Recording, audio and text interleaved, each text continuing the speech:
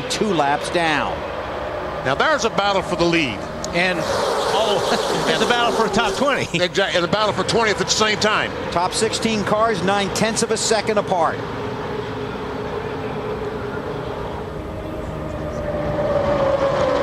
Stewart really bump drafting the 6 car right now.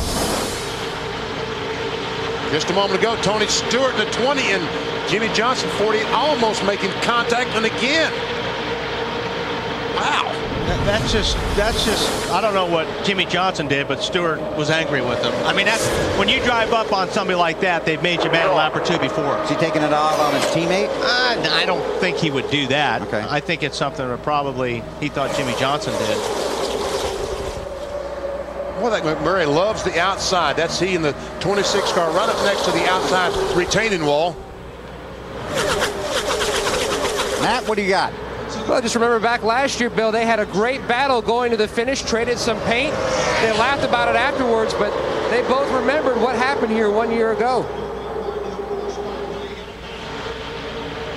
Looked like Mark was getting a little push from Tony there. That 21 car, Kenny Schrader driving for the Wood Brothers this year. Currently shown in about the 5th, 6th position. I thought Schrader was going to be good today. I think he was kind of hanging out towards the back there for a while. It seemed like maybe it's just a ride to see if the big one would happen, but he's got a very good race car. Matt, the 20 and the 48 had that battle at the end of the race last year, right? Absolutely. Dale Earnhardt Jr. back out front, almost won the race last year, back out front leading here. And when Richie Gilmore, who heads up the racing group over at DEI, sat down and looked at 2005, he felt like the competition had gained on them in their restrictor plate program. He rearranged a few of the talented people in that department over the offseason. Bob Burham, who was building engines for Truex, came back and headed up the plate program. Even Richie got in their engine room over the winter and helped out. They feel like they've made some gains. They really feel like you'll see that at Talladega in a few months. Junior's out front, says the car just not as good out front as he loses the lead 3 wide. Wow, Mark Martin had a run of the century coming off of turn 4, probably because Tony Stewart gave him a bump, but did you see him shoot through that pack? Did I ever? It looked like he was 20 miles per hour faster than the competition. Obviously, that's not the case, but it looked that way. Mark does not particularly care for this restrictor plate type of racing, but right now he's in his favorite spot. In front. Yes, sir, Matt. And you saw how fast that 3 wide pass developed. Junior said, wow, that just came out of nowhere. And you have to be careful because that yellow line at the bottom of the track is out of bounds. You cannot go down below that yellow line around this racetrack to make a pass. If you go down there, somebody goes by you, or you go by somebody, rather, you have to let them make up that position, or NASCAR will bring you to pit road. Marty. Mark Martin, they told him to stay in line. We're okay right where we are. And I said, Mark stayed in the right line. He said he had to lift or they were going to push him below the yellow line. Mark getting a great push out in front. Mark Martin has been runner-up for the championship 4 times. He has never won the Daytona 500. He lives just down the street. That's where the party would be. Look out! Wow, I can't believe everybody missed that. 20 wrecked me, guys. The 20 wrecked me plain as day. How bad is it, man? Matt Kenseth is in the wall. Drive it, but it's not good. And I don't know how badly he has back in the fence. Yeah, he's got a lot of damage on the left front, BP. I see some damage on the left front.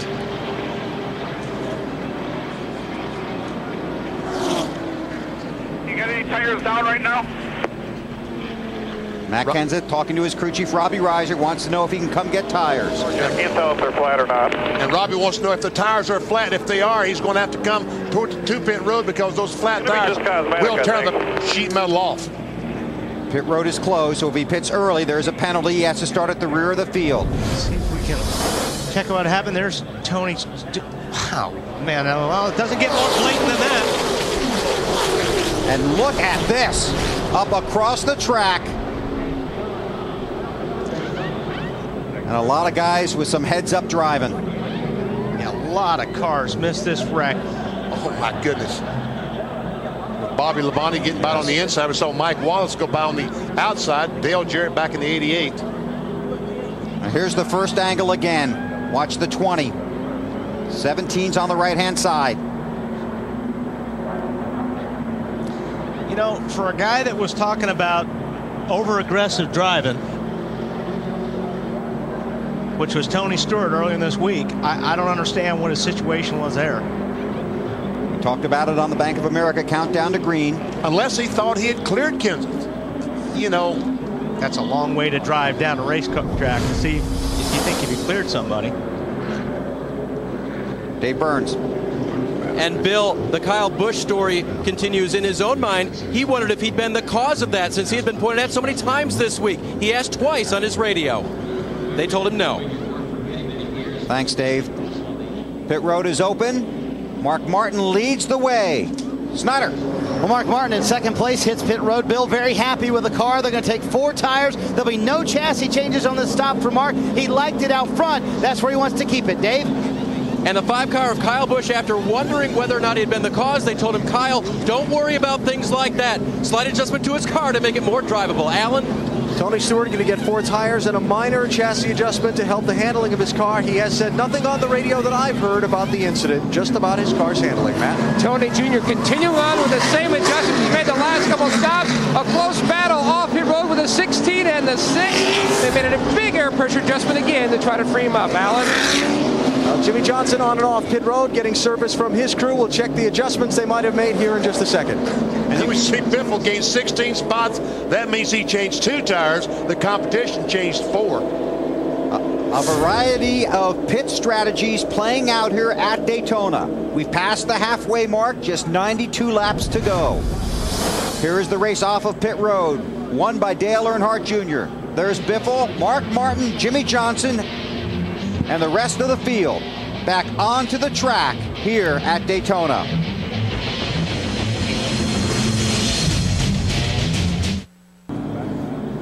Still under caution here at Daytona. That is Greg Zipadelli, the crew chief for defending series champion Tony Stewart. Stewart and his crew and his car have had quite a day. First of all, he gets loose off turn 2. Took the lead on the next lap, but then Jeff Gordon comes up in the 24 car. Both Gordon and Stewart brushed the wall off turn 2. But Tony came back from that, and that damage. See the crew working on it. After it really looked like he might not even be competitive, and then just moments ago, contact sending Matt Kenseth spinning through the grass at Daytona. And Kenseth said on his radio that the 20 car just flat out spun me out. NASCAR has sent the 20 to the end of the longest line for aggressive driving. Yeah, you don't drive all the way across the racetrack like that unless you're after somebody. So NASCAR made a call, aggressive driving. It's just, it seems a little bit ironic that this is the driver that started all that after the Bud shootout about guys being too aggressive and causing problems. And we see Tony going down pit road, and he's been followed by Matt Kenseth. He's probably going to. I thought he was going to tap him. He didn't. He thought he was going to. He wanted and then to. Robbie Reiser talked him out of it. No. His crew chief, Robbie Reiser, talked Matt out of doing what he was thinking about doing. Now, as good as this car is with the 20 car right now, I mean, he'll get his way back up to the front. But we'll see how good the 17 is. Marty?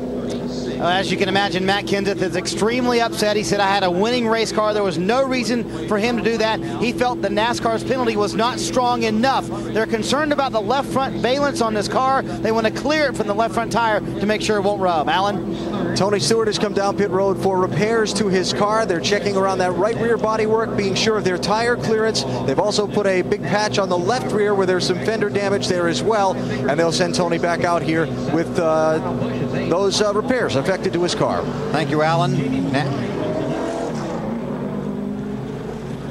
How emotional is Tony Stewart? This is his onboard camera a few minutes ago. He evidently looked up and saw that he was on camera on the big screens around the racetrack and said, move the camera. Now we're going to leave pit road. And NASCAR Race Control a moment ago told both these drivers, Matt Kenseth in the 17 and Tony Stewart in the 20, to settle down. Well, you know, Kenseth should be hot. He's got a race car that's probably not capable of winning the Daytona 500 now because of that. Black flag 17. Matt Kenseth will have to come to pit road.